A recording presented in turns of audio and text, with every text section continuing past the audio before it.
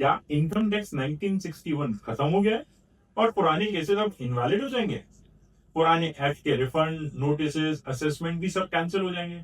अगर इसी तरीके के सवाल आप लोगों के दिमाग में भी आ रहे हैं तो इसका जवाब छुपा है न्यू इनकम टैक्स एक्ट 2025 में। सेक्शन 536 वहां पर रिपील एंड सेविंग्स के बारे में कहा गया है, जिसको सिंपल लैंग्वेज में समझते हैं। गवर्नमेंट ने new income tax act 2025 introduce किया है, लेकिन जब कोई पुराना लॉ रिप्लेस होता है तो एक बहुत बड़ा प्रैक्टिकल क्वेश्चन आता है। पुराने नोटिस का क्या होगा? ऑनगोइंग स्क्रूटनी रहेगी नहीं रहेगी? अपील्स, पेनल्टीज, रिफंड्स, क्या सब रीस्टार्ट हो जाएंगे?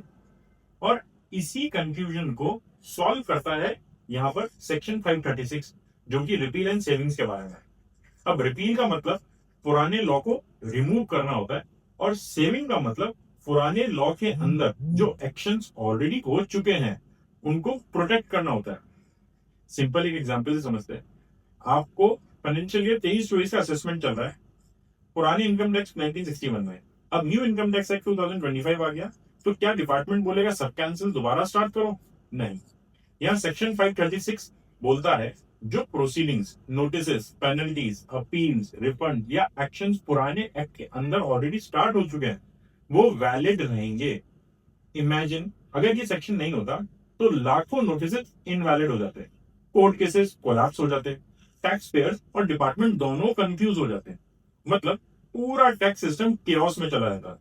इसीलिए ऑलमोस्ट हर नए लॉ में रिपील एंड सेविंग क्लॉज होता है। ये लीगल कंटिन्यूटी को मेंटेन करता है ताकि ट्रांजिशन स्मूथ रहे और न्यू लॉ आराम से आ सके। तो न्यू इनकम टैक्स एक्ट 2025 का मतलब ये नहीं कि पुराना सब डिलीट हो गया।